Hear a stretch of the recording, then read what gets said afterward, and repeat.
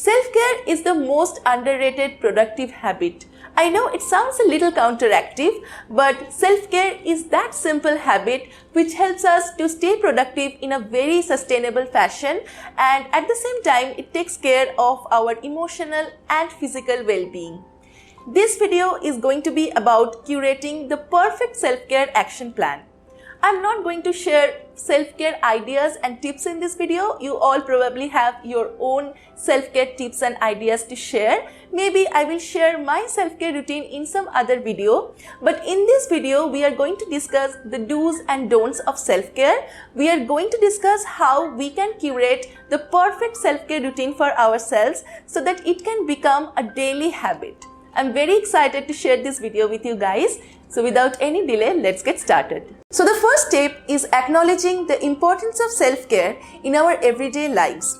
For a lot of us, self-care is kind of a reward, something that we indulge in over the weekends, and we don't want to practice self-care if our work is not complete. We believe that we are just being lazy and making up excuses and we are not working enough, and so we don't deserve the self-care sessions. But actually, self-care is a necessity. It should be a part of our everyday lives and it should be irrespective of how productive we are. Not every day is the same. There will be days when we are very productive. There will be days when we are not that productive. But we must indulge in self-care on a daily basis without feeling guilty about it. There are scientific studies conducted and articles and journals published which says that self-care is a very, very important part of our everyday life. And if you don't even want to read those, just think of a situation.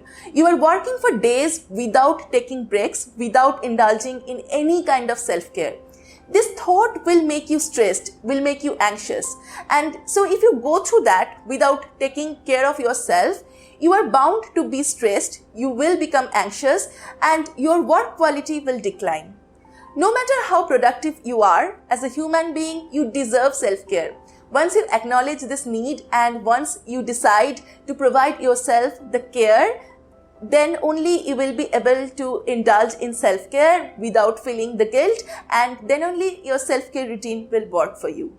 The second step is curating the perfect self-care routine, and to do this, the first thing that we need to do is understanding the basics of self-care.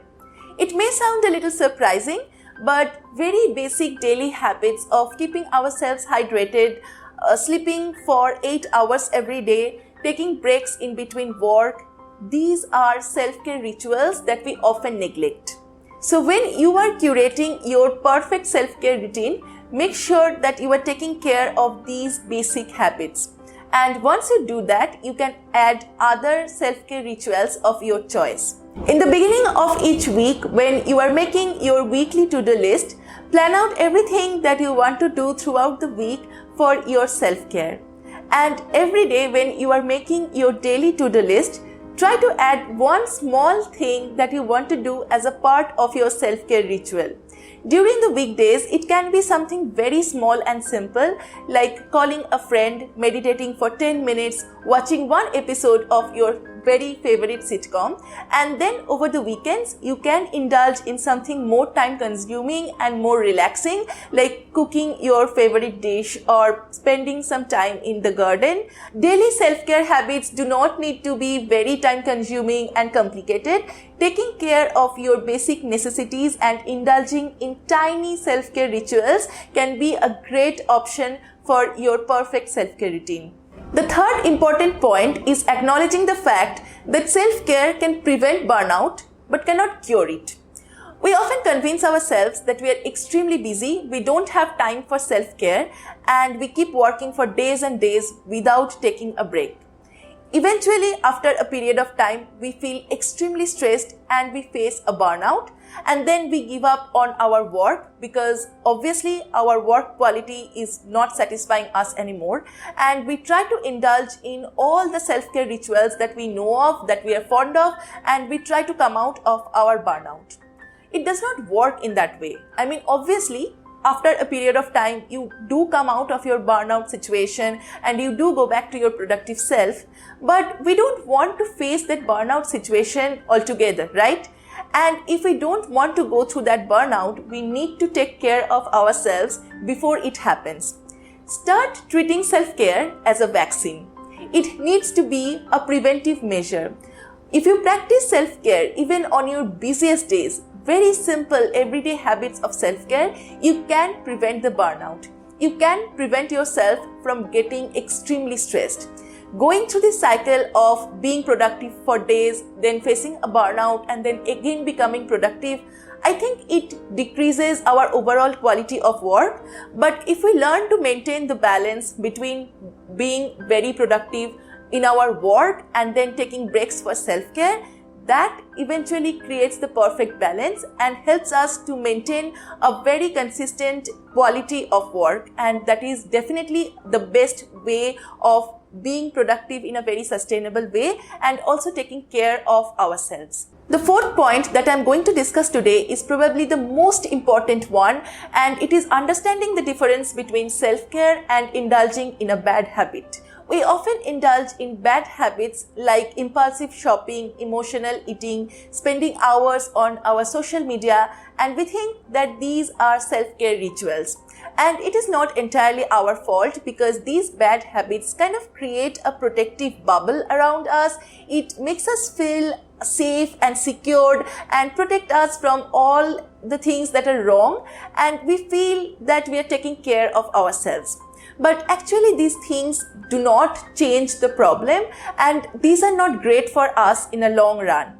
So every time you pick up a self-care habit, ask yourself if it is good for you now and if it is good for your future self.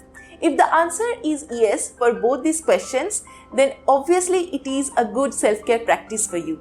But if the answer for the second question is no, then probably it is a bad habit and you should probably leave that.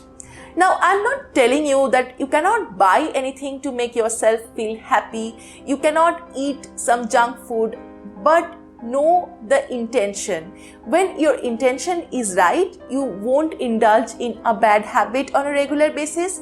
And once you understand the difference between self-care and bad habit, you will be able to build a sustainable self-care routine for yourself that will be great for you now and also great for your future self. Last but not the least, do not compare your self-care routine with anyone else's self-care routine. As human beings, we love comparison. We compare our life, we compare our work, and we also compare our self-care routines. We see someone doing something as a part of their self-care routine, and we try to include that in our self-care routine also.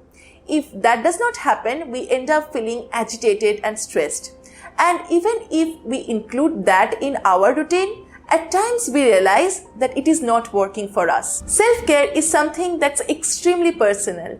You need to customize your self-care routine based on your need, the kind of time that you can invest, and based on the things that you love doing.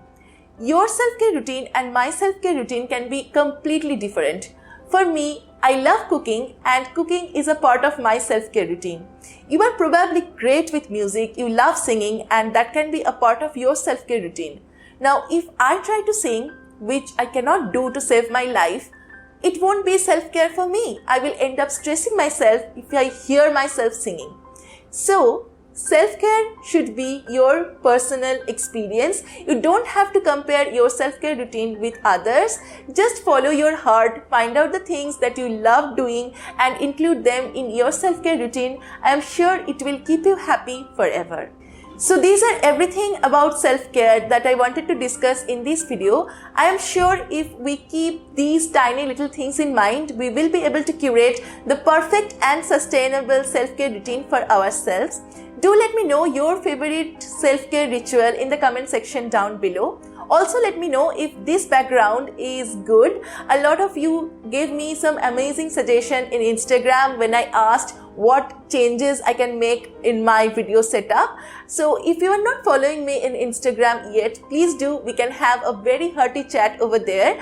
I will be back with a new video very soon. Till then, take care and bye-bye.